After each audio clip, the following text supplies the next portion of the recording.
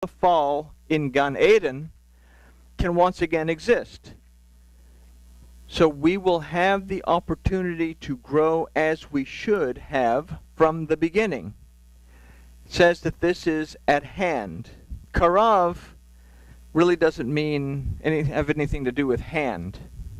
Karav actually means something that's coming soon or is already present. So this book of Yoel is very specific, and its guidance has to be followed. So what we've considered in this verse, let's take a look at what we considered in the first verse when we started this at Joel 1:1. We broke it down into little bitty pieces and reconstructed it to tell us something like this. The word of Yahuwah answers every question concerning everything at every time in our existence by and through its proclamation, declaration, commandment, and promise. The word will judge and has the authority to redeem, deliver, and restore. It is according to the word of Yahuwah that we move towards him and in him or against him and separated from him. So here we have this idea of this cough again. We are restored and established by making space or room for Elohim, as well as for his word and his covenant with us. We must not allow ourselves to become the third generation that is so wrapped up in Gimel, its own wealth and stability, that it leads to the fourth generation, Dalet, where we are so spiritually poor that we don't even recognize the very existence of Yahuwah Elohim. To only recognize God, we put the Gimel and the Dalet together, we have God. And reject Yahuwah Elohim is to break the first three commandments and to reject the Shema.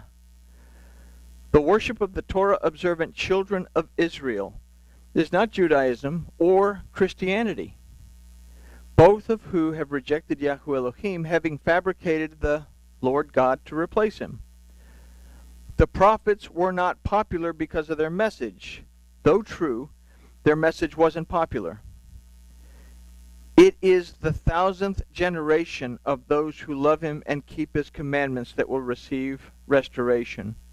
1 and 1000 are the numerical values of the Aleph, the letter that represents Yahuwah Elohim. And it is to this generation that Yahuwah Elohim will show mercy.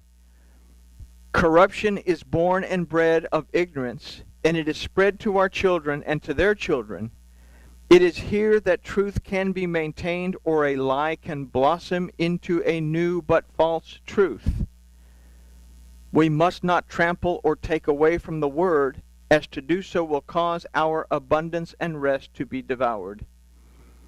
Abandoning the name of Yahuwah our Elohim and not allowing room in our lives for his covenant with us will lead to separation from him, the devouring or burning up of the increased fullness and abundance found in a relationship with him by and through his Torah that instructs us as to how to live our lives in covenant with our Elohim.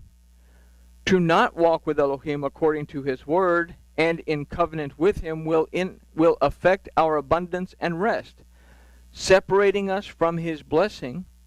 When we have been totally separated from Elohim, when we are completely devoured and consumed, we will come to an end, as in we will no longer have existence or our existence in Yahuwah Elohim. It's a lot for that first part of Joel. I think this was actually the first 1 or 2, maybe 3 verses that we considered when we broke them down. But what we read today and what we read in the beginning when we started this study, we understand the importance of building that relationship. Because what is about to come in the verses that follow is a destruction of incredible magnitude. And what it's telling us here in this study is, look, build your relationship with Elohim. Keep his Torah. Allow the goodness of Elohim to follow you in your life. Be cheerful that you have a relationship with Elohim and strive to do what is pleasing in his sight. And happen what happen, you won't have the veil over your eyes that will cause you to miss that trumpet blast that says, hey, I'm here. You got oil in your lamps? Let's go. Or not. So that is our first actual look at chapter 2. And we may finish Joel the next few months. So don't worry, there's 12 more of these. Any questions on this? All right. Well, grooviness has been achieved.